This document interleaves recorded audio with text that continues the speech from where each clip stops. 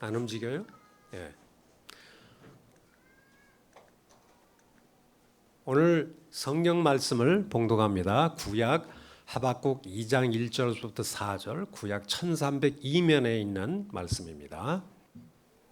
제가 한 절 읽고 여러분들이 한 절 읽고, 내가 내 파수하는 곳에 서며 성루에 서리라.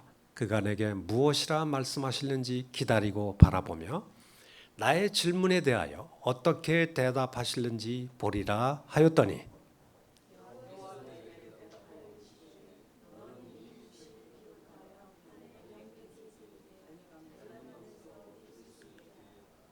이 묵시는 정한 때가 있나니 그 종말이 속히 이르겠고 결코 거짓되지 아니하리라. 비록 더딜지라도 기다리라. 지체되지 않고 반드시 응하리라. 보라 그의 마음은 교만하며 그 속에서 정직하지 못하나 의인은 그의 믿음으로 말미암아 살리라. 예. 맨 마지막에 의인은 그 믿음으로 말미암아 살리라. 오늘 이 말씀을 가지고 의인은 믿음으로 산다라고 하는 문제를 가지고 여러분들과 함께 생각을 해보고자 합니다. 우리 인생사라는 것은 자기 마음 먹은 대로 잘 움직여지지가 않죠. 어떤 사람은 별로 일을 안 했는데, 노력도 안 했는데 굉장히 행운을 누리는 사람도 있고, 또 어떤 사람은 최선의 노력을 다했는데도 좀 어려운 일을 당하는 사람이 비일비재하게 많습니다, 세상에는.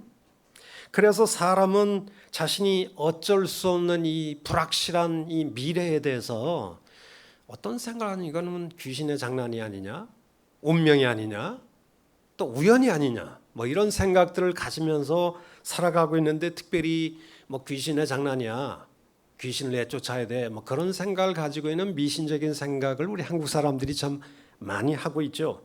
며칠 전에, 오래전이네, 벌써 오래전에 제 아들 녀석들이 초등학교를 다닐 때 뭐 이렇게 자습서를 하나 사줘서 이제 공부하라고 이렇게 책방에서 자습서를 하나 샀는데요.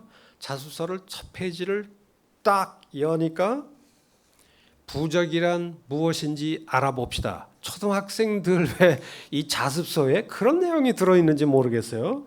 그러면서 눈이 확 띄어가지고 부적이란 뭘까 하고 이렇게 들여다봤습니다. 그랬더니 부적이란 악귀나 또 애군을 멀리하기 위해 쓴 붉은 글씨, 뭐 그렇게 얘기를 좀 하더라고요. 그러면서 부적의 종류를 쭉 나열을 하는데요. 초등학교 그 자습서에다가 귀신도 놀라서 도망간다는 벼락 맞은 대추나무 부적, 그게 첫 번째고요. 아빠 엄마가 싸우지 않게 해준다는 부적, 경찰서에 안 불려가게 해주는 부적, 부동산 잘 팔리게 해주는 부적, 그 다음에 공부 잘하게 해주는 부적. 여러분들은 무슨 부적이 필요합니까? 아니 무슨 초등학교 자습서에 이따위 얘기가 쓰이는지 모르겠어요. 이런 미신적 글귀를 초등학생들의 국어책에다가 자습서에다가 써놓는 것도 문제지만, 사실은 공부 못하는 것도 이 귀신들의 애군이 껴서 그렇다든가, 엄마 아빠가 맨날 싸우는 것도 뭐 귀신의 장난이라고 생각한다든가, 또 뭐 예를 들면은 경찰서에 불려가는 것도 다 귀신들의 장난이다, 내 탓이 아니야, 이건 귀신의 장난이지, 이렇게 생각하는 그런 그 미신적인 사고방식을 우리 학생들에게, 그것도 자습서에다가 왜 썼는지, 뭐 재미삼아 썼는지는 잘 모르겠지만, 근데 사실 우리 한국 사람들의 마음속에는 사실은 우리 미래가 굉장히 불확실하잖아요. 지금은 잘 나가는데 몇 년 뒤에 내게 무슨 뭐 부도가 난다든가 건강이 상한다든가 미래 진로가 어떻게 될지 우리가 잘 모르잖아요.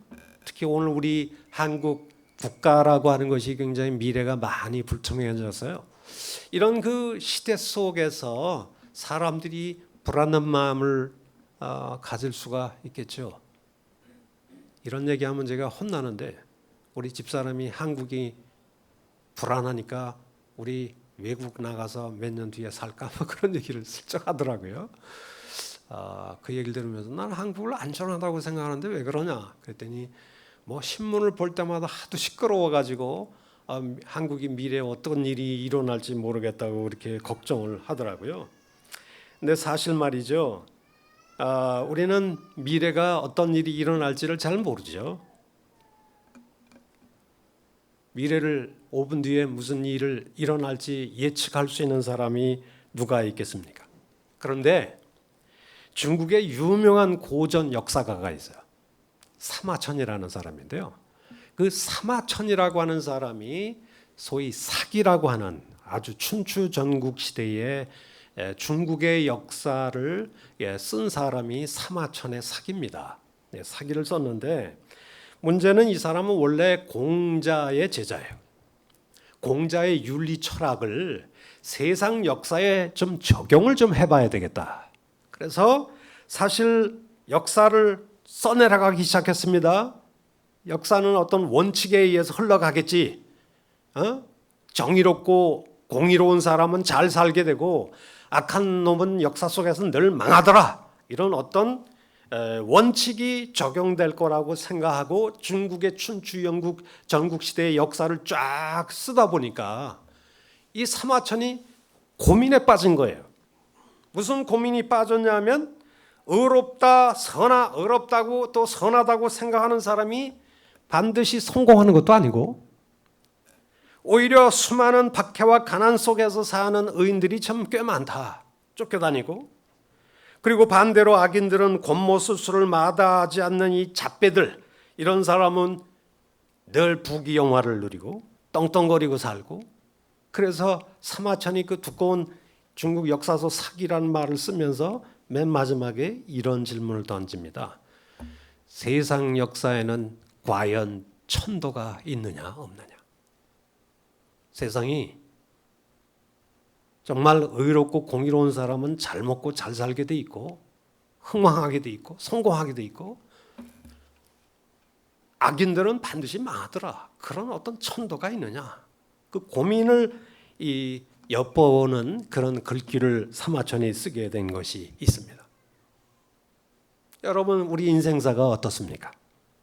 그런데 동일하게 이 하박국 선지자도 동일한 고민에 빠진 것을 볼 수가 있어요. 세상은 불의와 악이 득세하는데 자기가 보기에는 하나님은 꼭 침묵하는 것처럼 보인단 말이죠. 그래서 정말 이 하나님이 세상을 통치하신다면 의로운 하나님이 통치하시다면 왜 이 세상에 불의한 놈들이 이렇게 판을 치지? 왜 불의한 놈들이 정말 이 득세를 하지? 뭐 이런 생각을 갖게 되면서 정말 그런데도 불구하고 하나님은 늘 침묵하고 멀리 떠나 있는 것처럼 느껴지게 된 것이죠. 그래서 율법은 해이해지고 공의는 실종되고 악인이 의인을 애워싸고 집어삼키는 일이 비일비재하게 일어나고 있다고 하는 것을 느끼게 된 거죠. 그리고 소위 하나님 백성이라고 하나님을 믿는다고 하는 이 이스라엘 백성들은 세상 안 믿는 갈대아 백성들에게 애워싸임을 당해서 핍박을 당하고 또 그들은 원래 하나님을 두려워하는 마음이 없이 그들은 전쟁 무기 앞에다가 그것이 그들의 신이다 하고 분향을 하는 그런 이상한 백성들이었습니다. 바로 이런 상황 속에서 그 갈대아 백성들이 이스라엘을 쳐들어와서 하나님 백성을 억압하고 핍박하고 그 과정 속에서 이 13장의 하박국 선지자가 이렇게 질문을 합니다. 우리 한번 1장 1절 한번 읽어볼까요? 하박국의 고민이 묻어나는 말씀인데요. 시작. 여호와여 내가 부르짖어도 주께서는 듣지 아니하시니 어느 때까지리까? 내가 강포로 말미암아 외쳐도 주께서는 왜 구원하지 않습니까? 왜 침묵하십니까? 하나님. 그리고 1장 4절 한번 보세요. 율법이 해이하고 정의가 전혀 시행되지 못하오니 이는 악인이 의인을 에워쌌으므로 정의가 굳게 행하여 지나이다. 우리 한국도 마찬가지예요. 유전무죄, 무전, 유죄. 사실 돈이 있는 사람, 삼성이나 뭐 이런 사람들 사실 그 재판을 굽게 하고 뭐 거래 수단으로 삼았다고 하는 이 대법원장이 요즘 재판을 잘 못해요. 판사들이 전부 다 끼고 돌아가지고 검사들이 무슨 잘못을 해도 검사들은 자기 동료 검사를 건들지도 않아요. 요즘 그래서 검찰 개혁이 굉장히 좀 많이 회자가 되고 있잖아요. 그런데 힘이 연약한 사람들은 샅샅이 그냥 먼지 털듯이 털어버리거든요. 그래서 이 하박국 선지자가 또 이렇게 질문을 합니다. 1장 13절. 주께서는 눈이 정결하심으로 악을 참아보지 못하시며 패역을 참아보지 못하시거늘 어찌하여 거짓된 자들을 방관하시고 악인이 자기보다 의로운 사람을 삼키는데도 왜 당신은 잠잠하십니까? 왜 침묵하십니까? 악인이 박해하고 의인이 고난을 당하면 당신 나타나셔서 당장 처벌해야 되는 거 아닙니까? 그리고 1장 16절 그들은 그물에 제사를 하며 투망 앞에 분향을 하오니 이는 그것을 힘입어 소득이 풍부하고 먹을 것이 풍성하게 되나이다. 그물, 이거는 뭐 고기 잡는 그물을 얘기하고 투망도 고기 잡는 그늘 아니에요? 어떻게 보면 사실 어부들에게 무기는 그물, 투망이지만 이 갈대아, 뭐 바벨론 이런 사람들은 강력한 군대 무기들 아니에요. 무기를 통해서 열국을 다 집어 삼키게 되는데 뭐 이렇게 열국을 전부 다 정복하고 그냥 다 자기 나라로 정복을 하고 그러면서 이 정복자 나라는 엄청나게 잘 살거든요. 그러니까 자기들의 군대와 무기 앞에 이것이 나의 신이다 그러면서 지금 이것이 나를 부유하게 만들었다. 뭐 하나님 같은 게 뭐가 있어? 그러면서 좀 떠들고 앉아 있잖아요. 역사는 아이러니가 있어요. 우리도 가끔 퀘스천 마크를 붙일 때가 있습니다. 가끔 저는 김정은 같은 사람을 왜 하나님 내버려 두실까? 왜 시진핑이 우리 중국의 우리 선교사들 다 내쫓고 그렇게 박해하고 교회를 부숴버리고 철탑에 교회 세우는 거 다 부숴버리는데 하나님 시진핑 같은 사람 왜 내버려 두십니까? 우리 질문일 수가 있겠죠. 그래서 하나님 좀 답변해 주세요. 왜 이런가요? 그랬더니 하나님이 오늘 본문에 보니까 답변을 하시는데 두 가지로 답변하는 것을 볼 수가 있습니다. 간단히 말하면 첫째 답변은 이 묵시는 뭐한 때가 있다고요? 정한 때가 있다. 그 종말은 속히 이르겠고 결코 거짓되지 아니라 비록 너희들 눈에는 더디게 보일지라도 기다리라. 지체하라. 그러면 반드시 응하리라. 이런 말씀인데요. 핵심은 하나님의 시간이 있다는 거예요. 우리는 나의 시간을 중요시 여기는데요. 오늘 우리 영어 예배에 데본이라고 하는 사우트 아프리카에서 온 친구가 있어요. 어릴 때 마약도 먹고 막 허랑방탕하게 살고 부모님은 정말 자기를 위해서 늘 기도를 하고 잘 되기를 기도했겠죠. 부모님 내가 보니까 데본의 그 아버지는 엄마는 굉장히 믿음이 좋았던 것 같아요. 오늘 영어로 간증을 하는데 뭐 금요 기도회 때 한 번 또 한 번이 데본이라고 하는 우리 교회 지난주에 등록을 했습니다. 간증을 한번 들으면 참 좋을 것 같아요. 그런데 이런 얘기를 좀 하더라고요. 자기는 사실 나의 때가 굉장히 중요하다고 생각했는데 사실 제가 예수를 믿고 오래 살다 보니까 하나님의 시간이 나의 시간하고는 totally different, 굉장히 다르다고 하는 것을 느끼게 되었다. 내 생각대로 내 인생이 막 안 움직이기 때문에 뭐 하나님 어디 계시냐 뭐 이런 생각을 하는데 지나놓고 보니까 나의 인생이 하나님의 시간 안에 정해진 시간 안에 있었다라고 하는 걸 깨닫게 되는 것이죠. 정한 때가 있다는 거죠. 하나님이 정한 때. 두 번째 답변은 보라. 세상 사람들 안 믿는 사람들 뭐 하나님이 어디 있어? 나는 내 두 손과 두 발로 잘 먹고 잘 살아. 그러면서 마음이 굉장히 교만하고 그 속에는 정직하지 못하고 부정직하지요. 그런데 너희들이 세상 사람들이 뭐 번성하고 악인들이 득세하는 거 불평하지 마. 정말 궁극적으로 사는 것은 따라서 합시다. 의인은 그 믿음으로 살리라. 궁극적으로 우리를 살게 만드는 것은 믿음뿐이다 라고 하는 것이죠. 이 말씀을 가지고 우리가 한번 생각을 해보겠어요. 첫 번째 우리의 질문이 있어요. 의인은 믿음으로 살리라고 했는데 의인이 누굴까요? 여러분 성경에 보면 의인은 뭐 하나님의 뜻대로 순종하고 선을 많이 행하고 뭘 행하고 하는 것도 뭐 의인일 수 있어요. 그런 차원이 없는 건 아니에요. 그러나 성경에서 하나님이 너는 의인이야, righteous person, 의로운 사람이야 이렇게 하나님이 인정하는 사람은 한번 따라서 합시다. 하나님을 신뢰하는 자, 하나님을 신뢰하고 사는 자, 믿음으로 사는 자가 결국 뭐예요? 의인이라고 하는 사실입니다. 우리가 뭐 선을 행한들 하나님 앞에 마음에 차겠습니까? 우리의 선이.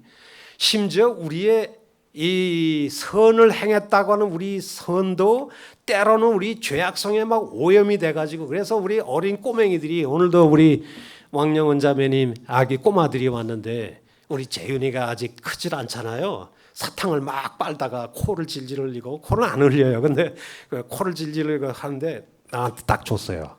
잡수시라고. 우리가 행한 선이라고 하는 게 재윤이가 코 흘리게 하면서 이렇게 준 거하고 똑같거든요. 근데 아빠는 그 정말 코가 묻고 침이 묻은 그것도 받아서 맛있다고 그러면 먹잖아요. 여러분들이 하나님 앞에 행한 의가 말이죠, 보잘것이 없어요. 때 묻었어요. 죄로 오염됐어요. 때로는 위선으로 차 있을 때도 있어요.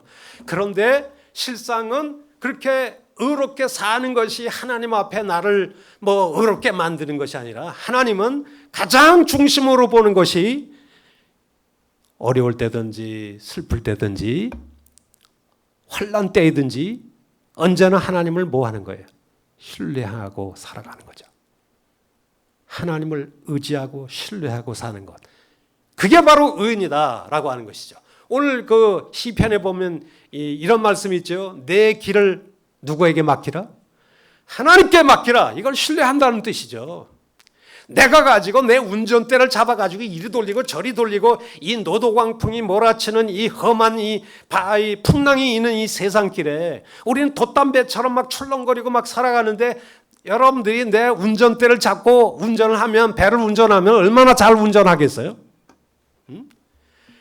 내 운전대를, 삶의 운전대를 여호와 하나님께 맡겨라. 그를 의지하면 그가 이루시고, 내 의를 빛같이 나타내시면 내 공의를 정오와의 빛같이 하시리로다. 쉽게 말하면 하나님을 의지하고 나의 인생을 하나님께 맡기고 의지하면서 살아가는 것이 내게 빛같이 바라는 나의 의가 될 것이다. 여호와 앞에 잠잠하고 참고 기다리라. 악인의 형통을 보고 뭐하지 말라? 우리 주변에 뭐 사기치고 이상하게 살면서 잘 사는 사람을 절대 불평하지 말라는 거예요. 불평하지 말라. 오히려 불평하기보다 너의 삶을 누구에게 맡기라? 나보다 훨씬 지혜로우시고 나보다 전능하신 그 하나님, 그분이 나의 인생의 최대의 선장이시죠. 여러분들의 좁은 머리로 이 험한 세상에 내 지혜로 살아버리라, 그건 꼭 나쁜 건 아니에요. 그런데도 불구하고 내 길을 여호와 앞에 맡기고 신뢰하면서 가라. 이것이 나의 의인이다. 이렇게 얘기를 하고 있다는 얘기죠. 그러면 우리는 의인은 믿음으로 산다고 했는데 뭘 믿습니까? 하나님을 신뢰하는 사람이 의인인데요. 그런 사람이 사실 뭘 믿나요? 여러분들은 뭘 믿습니까? 내 자산을 믿습니까? 여러분들의 건강을 믿습니까? 내 재능과 미모를 믿습니까? 세상에 믿을 게 뭐가 있나요? 그런데 우리가 믿는 첫 번째 믿어야 될 게 뭘까요? 이걸 믿어야 하나님 앞에 의인이라고 불린다는 거예요.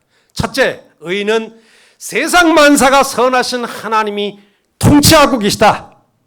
이 세상 만사가 내 손 안에 있는 것이 아니라 신실하신 나의 좋으신 하나님 아버지 손에 있다고 하는 것, 그분이 세상 만사를 다스리고 계신다는 것을 믿어야 할 것이다. 이게 진정한 믿음이겠죠. 여러분, 성경이 시종일관하게 얘기하는 중심 메시지가 뭘까요?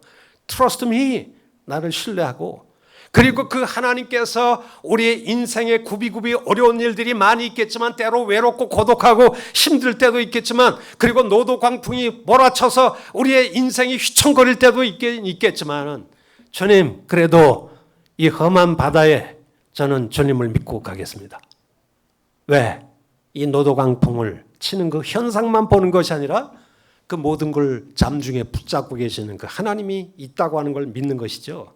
이 믿음을 가져야 우리가 의인이라고 불려진다는 것이죠. 두 번째, 뭘 믿어야 될까요? 의인은 세상 만사가 자신의 시간이 아니라 하나님이 정해놓은 시간 안에 있음을 믿어야 돼요. 여러분, 오늘 본문 말씀에 굉장히 중요한 게, 여러분들 나의 시간이 중요합니까? 하나님의 시간이 중요합니까? 하나님의 시간이 중요해요. 나는 당장 떼부자가 돼야 되고, 나는 당장 무슨 대박이 터져야 되고, 나 당장 무슨 문제가 해결돼야 되고, 당장 내 아들도 결혼해야 되고, 이런 것들이 나의 시간 안에 들어 있어요. 내년에는 뭐하고 내년에는 뭐하고 이런 시간들이 있겠지만은, 실상은 그런 시간, 나의 시간보다도 하나님이 정해놓은 하나님의 계획 속에 시간이 있어요. 그것을 믿는 것이죠. 하나님의 시간. 그 하나님의 시간이 우리 눈에는 조금 더디게 느낄지라도 그 하나님의 시간은 빈틈이 없이 찰칵찰칵 오고 있기 때문에 우리 그리스도인들이 해야 될 반응이 뭐가 있어요? 기다림이죠. 신뢰하는 마음으로 기다리는 겁니다. 반드시 언젠간 이루어질 것이다. 하나님은 절대 나를 실망시키지 않는다. 이걸 믿는 것이죠. 세상 사람은 내 남편도 내 아내도 세상의 나의 친구도 나를 실망시킬 수 있지만 우리 하나님은 절대 나를 실망시키는 법이 없어요. 우리가 세 번째 우리가 믿어야 될 게 뭘까요? 의인은 세상의 악인들이 득세하고 번성하는 것처럼 보여도 하나님을 거역하는 악인들은 반드시 언젠가 멸망하고, 하나님을 신뢰하는 의인들은 궁극적인 승리를 쟁취할 것이다 이거예요. 지금은 득세하는 것처럼 보여도 그 사람들이 나를 박해하고 나를 뒤틀고 나를 힘들게 하고 나의 원수들이 그냥 물결처럼 나를 에워싸는 것처럼 보여서 나는 너무나 고독하고 외롭다고 느낄지 몰라도 궁극적인 승리는 악인들에게 있지 않아요. 누구에게 궁극적인 승리가 있나요? 하나님을 신뢰하는 의인들에게 있어요. 한번 믿고 기다려 보세요. 그러면 우리에게 영광의 승리가 우리에게 있음을 믿음으로 바라보는 것이죠. 그 믿음을 가지고 여러분들이 살았으면 좋겠다. 우리를 움직이는 것은 운명이 아니에요. 귀신의 장난도 아니고. 많은 사람들이 그런 생각을 가지고 있다 보니까 많이 힘들죠. 제가 봉직했던 이 대학교에 제가 존경하는 내 선배 교수님 한 분이 계세요. 우리 교수들 중에 가장 성자라고 알려진 그런 분이시죠. 최한무개 목사님이라고. 근데 온 식구가 다 예수를 믿는 집안인데 유독 숙모님만 40년 동안 철저하게 불교를 믿은 분이에요. 그래서 불교에 하도 열성이신지라 보살이라고 불려지는 그런 분이십니다. 근데 물론 그런 상황에서 복음을 전해도 절대 코도 안 막히는 그런 분이셨죠. 그런데 이분이 암에 걸려서 사형 선고를 받은 거예요. 암세포가 온몸에 퍼져 점점 죽음의 고통이 자기에게 점점 다가오고 있었습니다. 그래서 고통 속에 있는 이 숙모님을 전도하지 않을 수가 없어서 우리 최 목사님이 가서 자기 숙모님에게 복음을 제시하고 예수를 믿으시라고 얘기했는데, 너무나 오랫동안 불교를 믿어오신 분이라 좀처럼 복음을 받아들일 기색이 없었습니다. 그런데 문제는 죽음의 그림자는 점점 불안한 모습으로 다가오고, 그리고 참을 수 없는 고통이 자기를 사로잡고 오는 것을 느끼게 되어지면서 이 40년 동안 보살이라고 하시는 분이 입에서 예수 믿을 생각은 안 하고 툭툭 던지는 말이, 다 내가 이렇게 고통당하는 것이 전생에 내 업보야. 다 업보라니까. 전생에 내가 잘못한 것이 있어서 내가 암에 걸려서 이렇게 고통당하지. 이런 그 업보라는 얘기만 계속 그냥 반복하고 있었던 거예요. 되뇌우면서. 숙모님은 자신이 겪는 죽음의 고통이 전생에 있던 그 업보 때문에 내가 고통을 당하는 거야. 근데 그 업보를 나는 절대로 벗어던질 수가 없는 거야. 그러니 그런 생각을 가지고 있으니 마음의 평안이 있겠어요? 40년 부처님을 믿었던 사람이. 그래서 교수님이 숙모님, 업보가 아닙니다. 지금이라도 우리 하나님께서 우리를 숙모님을 얼마나 사랑하셨으면 자기 아들 십자가에 내어 던지면서 우리 죄를 다 사하시고 그리고 아무 값 없이 대가도 없이 숙모님을 사랑하고 기다리시고 용서하기를 기다리고 계십니다. 지금 예수를 믿으세요? 그러면 하나님은 지금이라도 과거 엿보고 뭐고 하나 따지지 않냐고 당신의 자녀로 품어 주실 겁니다. 하늘에서 천군 천사와 함께 빵빠레를 울리고 숙모님을 환영하게 될 겁니다. 그 예수님을 붙잡으세요. 이렇게 얘기를 했다고 그래요. 그랬더니 40년 동안 내가 부처님 제자로 살았는데 지금 내가 예수를 믿는다고 예수님이 환영해 줄까? 그러시더래요. 걱정하지 마세요. 제가 보장합니다. 하나님 지금 숙모님을 기다리고 계세요. 그래서 그 죽음을 얼마 안 내세우고 예수님을 마음에 영접했어요. 나의 하나님, 나의 좋으신 하나님, 40평생 동안 내가 눈을 가리고 살았는데 나의 모든 잘못을 용서하시고 당신의 품에 저를 안아주세요. 그리고 나서 세상이 줄 수 없는 그 마음의 평안을 갖기 시작을 했어요. 좀처럼 믿지 않을 것 같았던 숙모님은 마지막 세상을 떠나기 얼마 직전 예수님을 영접하셨는데 하나님을 모신 이후 죽기 며칠 동안 숙모님의 얼굴에는 불안한 기색이 더 이상 없었습니다.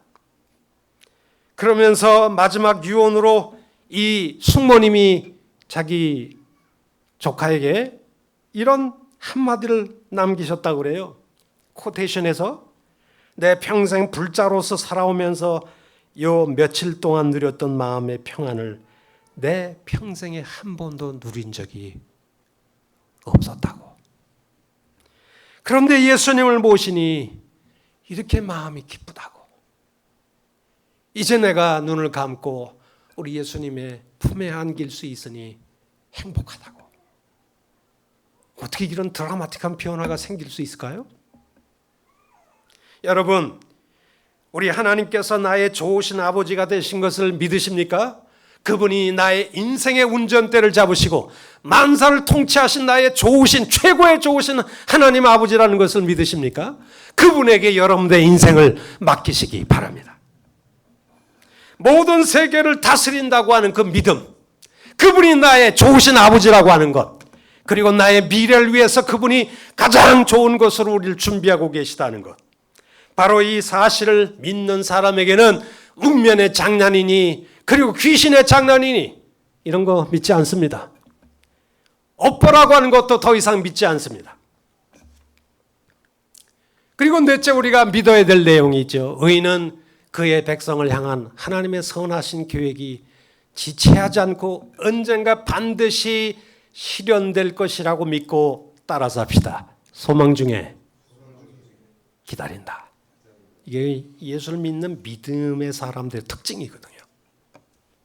세상이 뭐 악한 사람들이 막 득세하고 뭐 잘나고 그래가지고 막 원망하고 하나님 뭐 하십니까? 나는 그래도 믿느라고 뭐 애를 쓰는데 뭐 이런 거 불평하지 말고 지금은 지체 뭐 이렇게 조금 뭐 나의 시간 속에서 안 들어있기 때문에 이해가 안 되는 것이 있지만 말 믿고 기다려. 너의 인생은 나의 시간 속에 있어.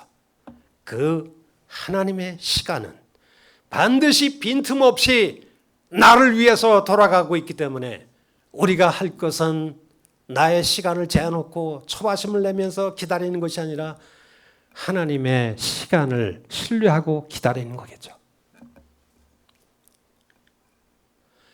자, 그렇다면 이 믿음이 그렇게 중요한데요. 우리 따라서 합시다. 믿음이 없이는 하나님을 절대로 기쁘시게 할 수 없다. 얼마나 우리에게 믿음이 중요하냐. 우리 하나님이 우리에게 이제 원하는 것 말이에요. 우리의 선행 맥조각의 선행이 아니에요. 믿음이 중요해요. 믿음은 뭐예요? 하나님을 신뢰하는 건데요. 그래서 성경 말씀에 이런 말씀하시잖아요. 믿음이 없이는 하나님을 기쁘시게 하지 못하나니. 하나님께 나아가는 자는 반드시 그가 살아계신 것과 그리고 자기를 찾는 자들에게 응답하시고 상 주시는 이심을 믿어야 할 것이니라. 이런 믿음을 가지고 여러분들이 살면 하나님이 여러분들 기뻐하시고 여러분들의 인생을 책임져 주실 줄로 믿습니다. 아무도 아멘이 없어요. 믿습니까? 예. 자, 그렇다면 의인은 그러면 어떻게 살아야 될까요? 오늘 본문 말씀에 보니까 말이죠. 보는 것으로 행하지 않고 믿음으로 행한다. 여러분, 세상 안 믿는 사람하고 믿는 사람하고 차이가 뭔지 아세요? 안 믿는 사람은 보이는 현상을 보고서 따라가요. 환경이 어려우면 낙심하고 환경이 좋으면 웃고 환경에 의해서 지배를 당하죠. 보는 것이 그러니까. 그러나 예수 믿는 사람은 보는 것이 잣대가 아니에요. 보는 것이 나의 지로가 아니고 나의 방향이 아니에요. 우리 그리스도인들은 보는 데 따라 행동하는 사람이 아니라 뭘 따라 행하는 거예요? 믿음으로 행하는 사람이죠. 악인들이 회오리 바람처럼 이르러 나를 흩으려 하며 가만히 가난한 자를 삼키기를 즐거워하나 오직 주께서 그들의 전사의 머리를 그들의 창으로 찌르셨나이다. 주께서 말을 타시고 바다 곧 큰 물의 파도를 밟으셨나이다. 따라서 합시다. 주 여호와는 나의 힘이시라. 여러분, 우리가 믿음으로 행한다는 것은 내가 믿고 계시고 신뢰하는 그 하나님이 나를 어렵게 하는 현상보다도 더 절대적으로 높으신 분 아니에요. 집채마 같은 파도가 나에게 몰려올지라도 그 파도를 뒤에서 잠중에 붙잡고 계시는 분이 하나님이에요. 그 하나님의 위대한 능력이 모든 것들을 통제하고 계신다. 그것을 우리는 믿음으로 따라가는 것이죠. 두 번째, 하나님의 능력을 무한 신뢰하는 사람이죠. 여러분, 환경이 막 다가오고 어려운 환경이 나오면 내 어려운 환경이 이따만하게 커지고 하나님은 요따만하게 보여요. 그냥 너무 축소시켜버려요. 하나님도 별 수 없어 이러면서. 그런데 우리 진정한 믿음은 뭐예요? 하나님의 무한대의 능력을 신뢰하는 사람이에요. 그 믿음을 가지고 신뢰하면서 사는 것이 중요하다. 세 번째, 우리 예수를 믿는 사람은 환경이 좀 어려워도 그 환경이 좀 내가 돈도 좀 부족하고 여러 가지 어려움이 있어요. 근데 우리는 환경에 지배를 받는 게 있어요. 저도 그런 면이 없잖아요. 있거든요. 근데 환경이 나를 지배하게 되면요, 믿음을 못 가게 돼요. 그런데 오늘 본문 말씀에 이 하박국 선지자는 이런 말씀을 합니다. 비록 무화과나무가 무성치 못하고 포도나무에 열매가 없고 감람나무에 소출이 없고 밭에 식물이 없고 우리의 양이 없으며 외양간에 소가 없을지라도, 요즘 우리식으로 표현하면 내 호주머니에 내 은행 잔고가 떨어져서 돈이 별로 없을지라도, 환경은 그렇게 어려울지라도 나는 여호와를 인하여 즐거워하고 나의 구원의 하나님을 인하여 기뻐하리로다.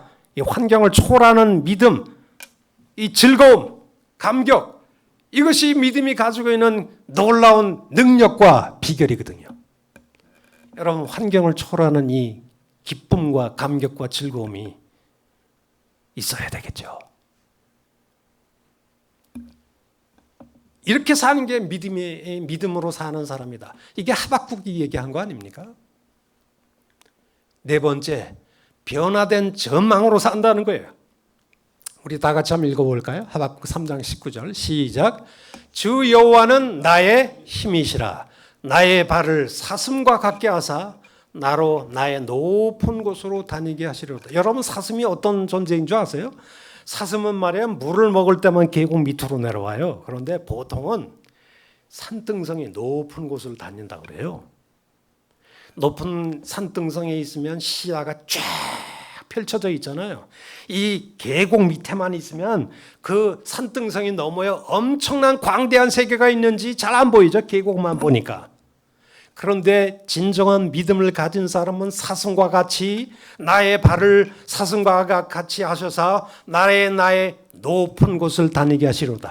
높은 시야와 전망을 가지고 산다는 것이죠. 믿음을 갖게 되면 세상에 전에 안 보이던 것들이 보이기 시작해요. 믿음이 없는 사람은 나의 주변 환경의 어려움만 딥다 보면서 스트레스를 받게 돼 있지만 정말 믿음의 이 변화된 시각을 갖게 되면 높은 곳을 바라다 볼 수 있는 하늘의 경지를 갖게 된다. 이런 얘기가 되지 않을까 생각합니다. 자, 이 말씀의 기초에서 우리 마지막 우리 합심 기도하는 시간을 가졌겠습니다. 의인은 하나님을 신뢰하는 사람인데요. 우리가 뭘 믿습니까? 믿는 사람만이, 하나님을 신뢰하는 사람만이 의인인데요. 그것은 우리 하나님이 어떤 분인가를 올바로 알고 신뢰하는 거죠. 전능하신 하나님, 나의 좋으신 아버지, 환경을 지배하신 하나님, 나를 얼마나 사랑하셨으면 나의 죄를 위해서 자기 아들을 십자가에 내어주기까지 사랑하셨던 그 하나님을 믿는 거겠죠. 그래서 매일매일 그 하나님을 믿고 신뢰하면서 환경을 따라서 보는 데 따라 행동하지 않냐고, 정말 환경을 초월해서 늘 기뻐할 수 있고 높은 세상 사람들이 보지 못하는 영적인 시각을 가지고 살아가는 그런 변화된 전망의 시각 속에서 살았으면 좋겠다. 우리 한번 다 같이 주악에 맞춰서 한번 기도하십시다. 다 같이 기도하십시다.